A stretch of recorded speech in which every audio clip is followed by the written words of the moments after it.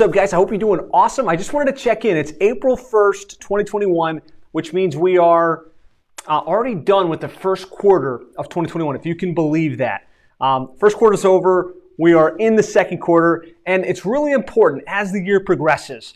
You know, you've got a lot of things going on. You've got a lot of goals for yourself. It's important that you take a moment to take stock. 3 things I want to encourage you to do right now. Before this moment passes, what I want you to do is I want you to take a moment to reflect, a moment to reset, and a moment to recharge. So what do I mean by that? First thing you want to do is you want to reflect, right? If you don't pause for a minute and say, okay, what did I get done this last quarter? What were the targets? Did I hit those targets? Am I on track or am I off track? All of your goals just go out the wayside, right? You kind of lose them completely. So take a minute to reflect. If you've been following us and you're in the sales retention tracking sheet process, what I want you to do is open your sales retention tracking sheet. Look at the goals you set January, February, and March and see, are we on track or are we off track? That's the first thing. Just kind of take a minute to reflect. Number 2, the second thing I want you to do is recharge yourself a little bit. And you do that by taking stock and by celebrating your progress. If you take a minute and you look back at the quarter, if you hit your goals, that's something to celebrate. That's something to go to the team and say, hey guys, we had an amazing first quarter. Here's what we got done, right? And like make sure everybody that was involved in that process feels appreciated, understands that that actually was accomplished, and kind of pat yourself and your team on the back. Really important to do that. Now, if you didn't hit the target, that's okay too. Don't get too stressed out about that, right? There's always something that you accomplished over the last 90 days. So find the wins, find the things that you did accomplish, find the things that you can feel good about, and make sure you focus on that. I find agencies that get stuck, agencies that stagnate, they either don't take time to reflect, so they don't know whether they made any progress or not, or when they do, they wind up beating themselves up. I didn't make progress. I didn't land the clients. I didn't get the meetings. And what happens if you start to focus on the negative, the things that you didn't get done, the issues that you faced? Post it in comments if you could. Here's what I believe. If you do that, what immediately starts to happen is you bring more of that into your life. You're like, okay, well, I guess I'm not capable of this. And you, instead of being resourceful, you start to just kind of shut down mentally. You'll still keep doing activity, but you won't get the outcomes that you're after. So that's the importance of doing this. Now, if you take a couple minutes and you start to think, you know what, I didn't hit my targets, but I got this little thing done, or I dialed in my program, or I picked my niche and I got my list of people that I'm going after. I started getting some cold emails out and started that process. If you focus on the things that you did get done, you take a minute to pat yourself on the back, to celebrate that with your team, inevitably, you're going to start to become more resourceful because you're thinking in a positive state. And when you're positive and you're focused on what's going right, guess what's going to happen? You're going to get more of that. And so what I want to encourage you to do right now, as you're watching this video, post something, 1 thing or 2 things that happened in the last quarter, whether you hit the targets or you didn't, that you got done that you feel proud of. Just taking a minute to think about that and mark it down and share it publicly, I promise you it will create more energy to kind of do what's next, right? Because the first step was to reflect, right? You have to know, here was the target, here's what we got done. The second step is to recharge, and you do that by acknowledging the progress, celebrating your wins. You're going to get more of what you celebrate. Now, the third thing I want you to do is I want you to reset, right? Once you've done that, the next thing you need to do is reset. Okay, Q1 is over. 2021 is moving very quickly. What are we going to get done in Q2, right? How many clients will you land? How much recurring revenue will you get to? Best place to log that is in your sales retention tracking sheet. Open it up. Mark out April, May, and June. Be sure, if nothing else, before the end of this video, that you're clear on exactly how many clients you're going to have by the end of this quarter, at least what your target is, and how much recurring revenue you'll have, right? When you've got a target, then you can start to reverse engineer a plan to bring that into reality. So what I want you to do is, as you fill that out in the sales retention tracking sheet, I want you to reverse engineer. Okay, if the goal is to land 15 new clients over the course of this quarter, how many strategy sessions are you going to need to get there? And then what are you going to need to do from a marketing and business development perspective to make that a reality? So that's the process, right? We're going to reflect a little bit on Q1, our wins, what we learned. We're going to recharge by acknowledging the wins, by celebrating that in some way, and then we're going to reset our goals and our plans.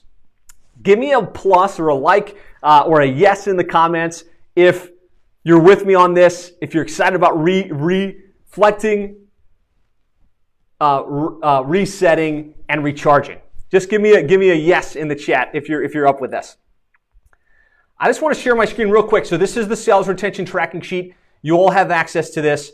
You all should have built this, whether you did this with us in the first module or whether you did this in your 2021 agency growth plan, that webinar that we ran. You all have this sales retention tracking sheet. So really, you should have been able to say, when I started the year, here's how much recurring revenue I had. Here's what my monthly recurring fees are. And then you should have been able to go in and set some goals and some targets for yourself. And if you're following along, you're doing this right, you should be tracking in, here's how many clients we won, here's how many clients we lost, month over month. And you should be able to look at the first quarter and see, on track or off track, right? Did I sell those 4 clients? Did my recurring revenue grow? Did I lose more clients than I was anticipating, right? A goal without tracking is what? It's a wish. It's just a thought. Nothing happens. But when you create a goal and you put a mechanism in place to track it and hold yourself accountable to it, that's when you start to create momentum, right? So use this process, right? Enter your sales, track your sales, and that's the first step, right? Did I hit my target or did I not hit my target? Recognize, acknowledge. Now, as it comes to the next quarter, just make sure that your current baseline, your current actuals in March are up to date. Right? Do you have 13 clients now and 15,000, or do you have 75 clients and 95,000 in monthly recurring? Make sure that it's up to date there on your actuals. And then in April, May, and June, you're just going to plot out your new targets.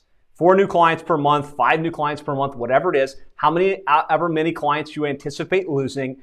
And then you'll be really clear what the target is for April, May, and June. Right? And it gives you something very, very finite that you can charge toward, that you can hold yourself accountable to, and that you can reference back and know, are we on track or are we off track? And so that's where we're resetting the plan. The other thing I really want to encourage you to do is pull up the KPI projector. Make sure that you're clear on the one KPI that's the most important, which is how many strategy sessions, how many sales meetings you're going to need in order to hit that target. So let's just say you decided we're going to sell 4 clients per month at $1,500 per month, right? And you're gonna grow by that amount over the next quarter. For sales, if you pop into the KPI projector sheet or tab on the sheet, let's just put that in 4, and then you log what your average close ratio is, right? Are you closing 20% of your appointments? Are you closing 70% of your appointments? Right? It really depends upon how well your prospects are positioned, how great your sales process is, how many case studies you have in terms of your authority. But then I want you just to put in what that is. Let's say you're closing at 35%. That means you're going to need at least 11 qualified strategy sessions per month to hit that new client target, right? And so that becomes the KPI. That becomes the thing that you're driving towards. Hopefully that's clear, because if you're clear on what your goal is, and then you're clear on the KPI, the next thing you have to do is engineer the plan. So what are you going to do from a lead generation, from a prospecting perspective for yourself, for your agency, to make sure that you've got enough strategy sessions to hit that target? That's what I want you to do. That's what I want you guys to map out. That's what the sales retention tracking sheet is all about. So please take a minute, reflect on the first quarter, refresh by acknowledging your progress, and reset by resetting the goals for the next quarter and by mapping out your plan and your KPIs. What I want you to encourage you to do is put this in a spreadsheet on sales retention tracking sheet. Make sure you've got this pinned somewhere so you're checking it at least a couple times per week and holding yourself accountable to moving things forward. And then I would also suggest is that you make the goal, the target that you have for the quarter, very visible and very present. Right? If you're using one of our KPI boards, put that out in front of you. If you're not, get a whiteboard, put it in front of you so it's visible.